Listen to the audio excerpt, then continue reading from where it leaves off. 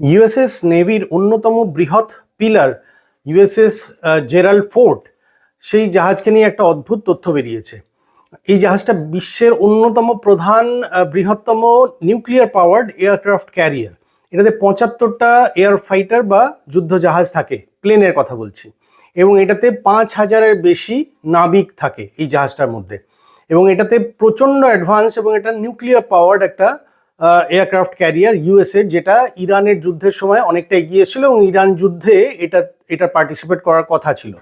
However একটা recently একটা news এসছে যে গত 12ই মার্চ এই জাহাজটাতে আগুন লেগে যায় এবং বেসিক্যালি জাহাজের যে লন্ড্রি সেকশন যেটা, সেইখানে আগুন লাগে এবং আগুনটা এতটাই তীব্র যে 30 ঘন্টার বেশি এই আগুনটা জ্বলেছিল। এই আগুনটাকে নেভানো যায়নি এবং তাতে 500-র বেশি কেবিন প্রায় পুড়ে ছাই হয়ে যায়, 100-র বেশি সেলারদের বেড নষ্ট হয়ে যায় এবং আরও 1000টা কার্পেট বাইরে অন্য জায়গা থেকে আনতে হয়, কারণ কার্পেটগুলো সব খারাপ হয়ে গিয়েছিল।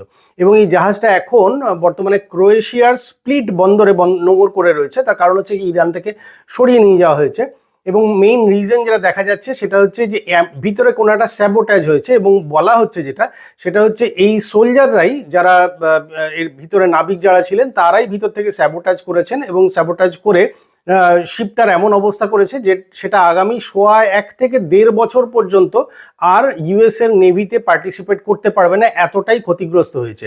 এবং এটা এখনো সারানোর প্রক্রিয়া চলছে। এই জাহাজটার এমনিতে টোটাল ভ্যালুয়েশন হচ্ছে $13 বিলিয়ন। $13 বিলিয়ন মানে হচ্ছে ইন্ডিয়ান কারেন্সিতে মোর দ্যান 1,22,000 কোটি টাকা। মোর দ্যান 1,22,000 কোটি টাকা, এটা ইন্ডিয়ান কারেন্সিতে। তো যাই হোক, এটা রিজন কি এবং যেটা দেখা যাচ্ছে সেটা হচ্ছে বিগত 9 মাস ধরে এই জাহাজটা সেল করছিল এবং এই জাহাজের সেল করার ফলে 9 মাস ধরে এবং ওয়ার্ল্ড লাইক কন্ডিশনে ছিল বলে এই জাহাজের নাবিকরা বিগত 9 মাস ধরে কোনো ছুটি পায়নি এবং জাহাজে থাকা সত্ত্বেও এদের প্রায় 19 থেকে 20 ঘন্টা করে পার ডে এদের অ্যাক্টিভিটি ছিল এবং এরা কোনো ছুটি পাচ্ছিল না, যার ফলে এরা ফ্রাস্ট্রেটেড হয়ে গেছিলো, ফ্যাটিক হয়ে গেছিলো এবং মেন্টালি ডিস্টার্ব ছিল। যার ফলে আশঙ্কা করা হচ্ছে যে নাবিকরাই টি শার্ট, বাকি অন্যান্য জামা কাপড়, ক্লোথস, এগুলো টয়লেটের ভিতরের মানে ফ্ল্যাশ সেপটিক ট্যাঙ্কের যে ফ্ল্যাশ সিস্টেম যেটা হয় তার মধ্যে ঢুকিয়ে সেটাকে জ্যাম করে দেয় এবং পরবর্তীকালে আগুন ধরানোর কোনো একটা গল্প আসে, যার ফলে এই জাহাজটা চূড়ান্তভাবে ক্ষতিগ্রস্ত হয়েছে। এবং এই ইরানের যুদ্ধে কিন্তু আমেরিকার প্রচুর ক্ষয়ক্ষতি হয়ে গেছে। আমেরিকার অবস্থা এখন গায়ে মানে না আপনি মোড়লের মতন হয়েছে, যার ফলে সে সরে গেছে, জাহাজটাকে সরিয়ে নিয়েছে ক্রোয়েশিয়াতে, কিন্তু জাহাজের বিরাট ক্ষতিগ্রস্ত হয়েছে জাহাজটা। এবং আশা করা হচ্ছে যে, এবং এটা আশঙ্কা করা হচ্ছে, এর উপর ইনভেস্টিগেশন চলছে এবং অনেকে বলছে জাহাজটা মানে ক্ষতির পিছনে ইরানেরও একটা কোনো না কোনো কন্ট্রিবিউশন আছে। এখন দেখা যাক তদন্তে কি বেরোয়।